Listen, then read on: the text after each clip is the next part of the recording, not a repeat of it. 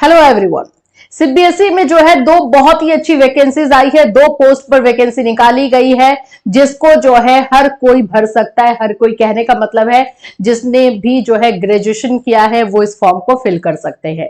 इसके अलावा इसमें और कोई क्राइटेरिया नहीं दिया गया है, ग्रेजुएशन बेसिस पर जो है इस फॉर्म को भरना है। तो चलिए समझते हैं इसको, कब तक इसका एग्जामिनेशन होगा, तो कब तक एग्जामिनेशन होगा, क्या सिलेबस रहेगा, कौन कौन से लोग भर पाएंगे और एज क्राइटेरिया इसमें क्या है, सभी चीजों को जानते हैं।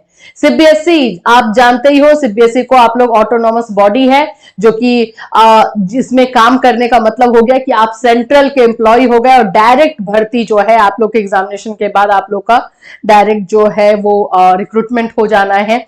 और इसकी सैलरी भी बहुत ही अच्छी खासी होगी, मतलब मिनिमम स्टार्टिंग अगर हम बात करते हैं तो 65 से 70 हजार रुपए आप लोग का स्टार्टिंग सैलरी होगा।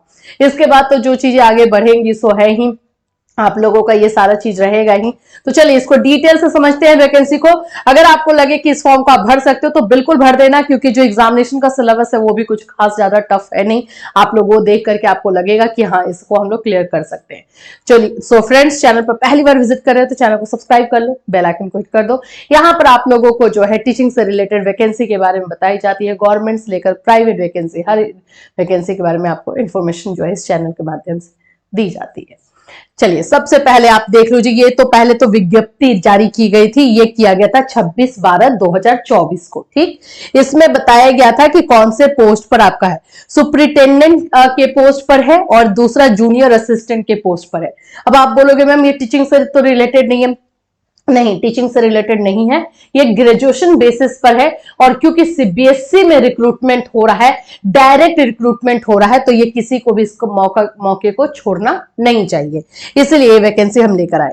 चलिए हम चलेंगे डिटेल एडवर्टीजमेंट जो आ चुका है उस पर चलेंगे। ये आप लोग का विज्ञप्ति जारी हुआ था, डिटेल एडवर्टीजमेंट में हम लोग जो है आ जाते हैं। ये है आपका डिटेल एडवर्टीजमेंट। ये आप लोगों को जो है यहाँ पर मैं दिखा देती हूँ कब से क्या है डेट, और ये सारी चीजों को ध्यान में रख लो ताकि आगे आपको काम आएगा। Online application are invited for the direct recruitment on all India competitive examination basis for the following post. तो ये आप लोगों का जो है एग्जामिनेशन के बेसिस पे डायरेक्ट रिक्रूटमेंट होगा, मतलब इंटरव्यू और बाकी सारी चीजें नहीं है। अगर एग्जामिनेशन अच्छे से निकाल लेते हो तो आप लोग सिलेक्ट हो गए, बस यही है। तो इसमें पोस्ट जो है दो दिया गया है। पहला आप लोगों का पोस्ट है सुपरिटेंडेंट पे लेवल 6, एज 30 दिया गया है, लेकिन एज में रिलैक्सेशन बहुत है, खास करके वुमेन के लिए 10 साल का रिलैक्सेशन मिला है। इट मींस कि आप ऐसे ही 40 साल हो गए, 40 इयर्स तक इस फॉर्म को भर सकते हो जो भी वुमेन है, और ये कंट्री के किसी भी कोने से आप भर सकते हो, ये भी है। सॉरी, दूसरा आप देख लो जूनियर असिस्टेंट पे लेवल 2, इसका भी एज क्राइटेरिया 27 है। बाकी यहां पर आप देख सकते हो कि सीट कितना है, कितना जो है पोस्ट निकला हुआ है। तो टोटल 142 आप लोग का सुपरिटेंडेंट वाले में है और जूनियर असिस्टेंट में 70 जो है पोस्ट है। तो टोटल मिलाकर के ये आप लोगों का कितना पोस्ट हो जाता है, 212। 212 सीट्स के लिए जो है ये एग्जामिनेशन लिया जाएगा। ठीक, अभी यहां पर हम आ जाते हैं जो पीडब्ल्यूबीडी वाले बच्चे हैं, फिजिकली डिसेबल वाले बच्चे हैं, उन लोगों के लिए भी क्राइटेरिया दिया गया है। वो लोग आप लोग देख लो, इसमें लर्निंग डिसेबिलिटी या ब्लाइंडनेस कितना होना चाहिए तभी जाकर मिलेगा, ये सब रहता है। अब यहां पे आ जाओ कि ऑनलाइन रजिस्ट्रेशन कब से होगा, तो 1 जनवरी से आप लोग का, सॉरी 2 जनवरी से, दैट मीन्स कि आज से जो है ये फॉर्म फिलअप स्टार्ट है और इसका लास्ट डेट आप लोग को 31 तक है। 31 जनवरी आप लोगों को इसका लास्ट डेट है फॉर्म फिलअप का। तो अगर आपको लग रहा है कि फॉर्म भर सकते हैं तो बिल्कुल भरिएगा। रिजर्वेशन कैटेगरी जो आप लोगों का रहता है गवर्नमेंट की तरफ से, वही सारी चीजें रहेंगी जिस तरह से दिया जाता है वो। अब हम थोड़ा सा ना एज क्राइटेरिया में आ जाते हैं, क्योंकि एज को लेकर के दिमाग थोड़ा आप लोगों को लग रहा होगा कि बहुत ज्यादा ही कम हो गया है, लेकिन अब देखो यहाँ पर SC/ST कैटेगरी वाले बच्चों को डायरेक्टली 5 इयर्स का रिलैक्सेशन है, तो 30 + 35। SC/ST कैटेगरी के बच्चे हो तो 35 गिन लो। जो ओबीसी बच्चे हैं उनका 3 इयर्स है, सेंट्रल लिस्ट में अगर आपका नाम है तो 3 इयर्स। तो आपका कितना हो गया भाई, आपका भी हो गया 33। पीडब्ल्यूबीडी वाले जो है उनको 10 इयर्स का मिल जाएगा। जो ओबीसी एनसीएल है तो उनको 13 इयर्स का मिल जा रहा है, और फिर उसके बाद वुमेन को 15 इयर्स का मिल जाएगा। ये तो सब कैटेगरी वाइज है ना, जो रिजर्वेशन कैटेगरी में है। इसके अलावा हम आते हैं, यहां पर है वुमेन, दिखाई दे रहा 7 नंबर पॉइंट में। दैट मीन्स कि ऑल कैटेगरी वाली वुमेन को जो है 10 साल का रिलैक्सेशन ऐसे ही दिया जा रहा है।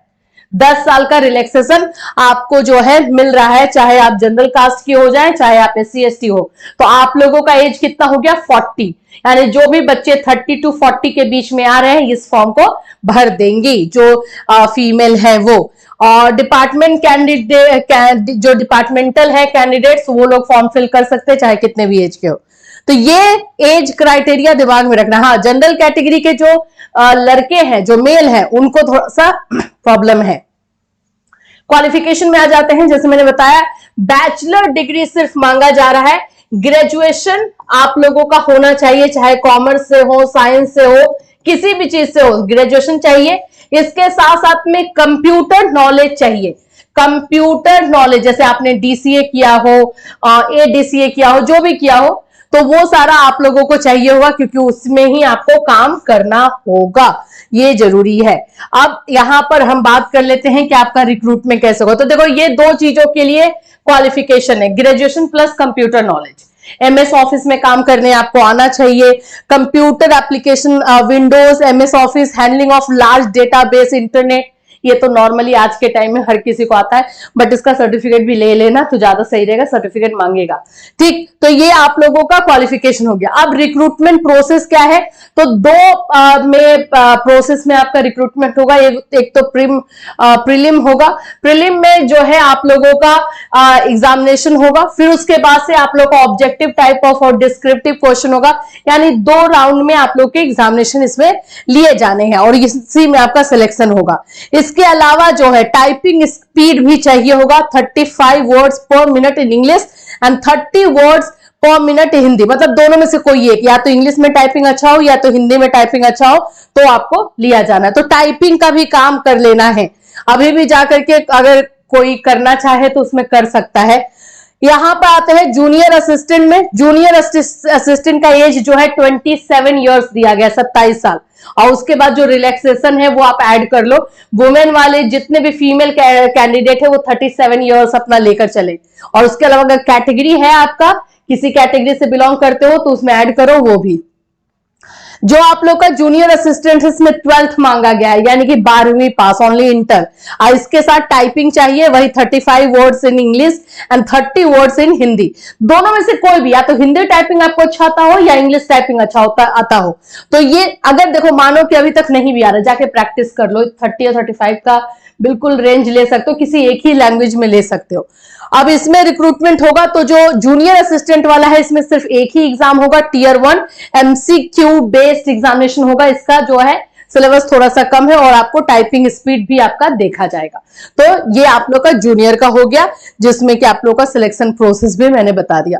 अब आते हैं हम एग्जामिनेशन फीस पे। भाई, जो भी अनरिजर्व यानी जनरल कैटेगरी है, OBC है, EWS है, उन लोगों का 800 रुपए फीस लगेगा। ठीक, इसके अलावा जो है SC ST PWD, ex serviceman और वुमेन, जो भी औरतें हैं, उनका कोई फीस नहीं है। फीमेल कैंडिडेट नो फीस, चाहे आप किसी भी कैटेगरी से बिलोंग करती हो।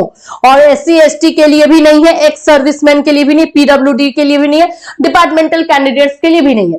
यानी कि फीस सिर्फ 3 कैटेगरी को देना है, एक जनरल कैटेगरी मेल, ठीक, एक OBC कैटेगरी और EWS कैटेगरी को देना है, बस। बाकी किसी को फीस नहीं देना, और उनका फीस 800 रुपए है।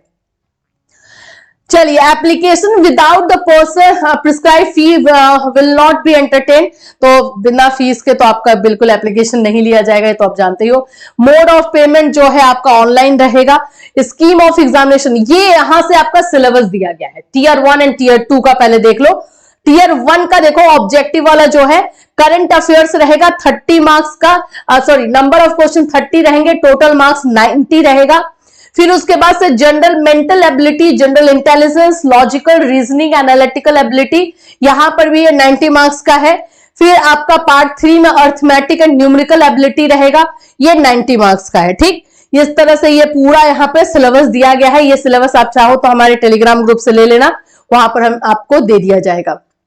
करंट अफेयर्स में क्या क्या चीजें पढ़नी है वो पूरा आपको यहाँ पे डिस्क्राइब करके सिलेबस दिया गया है। सिलेबस को देखो, आप लोग भाई बीपीएससी का, केवीएस का तैयारी कर रहे हो तो आपको लग रहा है, तो यहाँ पर तो बिल्कुल आप लोग कर ही सकते हो। यहाँ ये सारा जो है सिटी है, सिटी कोड जहां जहां पर आप लोग का सेंटर आएगा, ये सारी चीजें दी गई है। विजयवाड़ा है जो है आंध्र प्रदेश में, गुवाहाटी है, पटना है, चंडीगढ़ है, पंचकुला, दिल्ली है, बेंगलुरु है, तिरुवनंतपुरम है, केरला, भोपाल, पुणे, भुवनेश्वर, अजमेर, चेन्नई, प्रयागराज और देहरादून, यही सेंटर रहेगा। इसी में से आपको एक सिलेक्ट करना है जहां पे आपको एग्जामिनेशन देने जाना है। निगेटिव मार्किंग इसमें है, बिल्कुल निगेटिव मार्किंग है। 3 नंबर पे देखो, ये 3 marks shall be awarded to every correct answer. हर एक क्वेश्चन के लिए 3 मार्क्स आपको दिया जाएगा and 1 mark shall be deducted for every incorrect answer. हर एक क्वेश्चन पर 1 नंबर गया भाई। Unanswered question will not be given any marks. जिसका आप रिप्लाई नहीं करोगे, जिसका आंसर नहीं दोगे, उसमें कोई मार्क्स नहीं मिलेगा, ना ही मार्क्स कटेगा। ठीक, यही आप लोगों का ऑब्जेक्टिव में भी रहेगा। ये सारी चीजें आप लोगों का है। अब आप ऑनलाइन जाकर के चाहें तो इसको अप्लाई कर सकते हैं। जितनी जल्दी हो उतना अप्लाई कर दोगे सही रहेगा। पोस्ट अपना देख लेना, और दोनों पोस्ट पे चाहो तो आप अप्लाई कर सकते हो। दोनों पोस्ट पर आपको अप्लाई करने को मौका मिलेगा। बस वही है, फीस आपको जो है पूरी तरीके से ये देना होगा। तो ये आप लोगों का जो है आया हुआ है सीबीएसई से रिक्रूटमेंट। 212 पोस्ट है। सैलरी मैंने ऑलरेडी आपको बताया है, मिनिमम सैलरी 70,000 हो जाता है आप लोग का इन हैंड। एंड देन उसके बाद जो आप लोगों को आगे जो इंक्रीमेंट होगा, सारी चीजें होंगी, वो एक अलग ही है। तो सैलरी तो अच्छी खासी है ही। सीबीएसई सेंट्रल है, ऑटोनॉमस बॉडी है आप लोगों का, जिसमें आप लोगों का जो पूरा पैकेज है सेंट्रल के अकॉर्डिंग दिया जाता है। तो अच्छी खासी अपॉर्चुनिटी आप लोगों के पास है। बस इसका प्रिपरेशन अच्छे तरीके से करके एग्जामिनेशन देना है आपको। इससे रिलेटेड कोई क्वेश्चन या कंफ्यूजन है तो बिल्कुल आप हमें जो है वीडियो में कमेंट कर सकते हो। फिर मिलूंगी, till then take care everyone.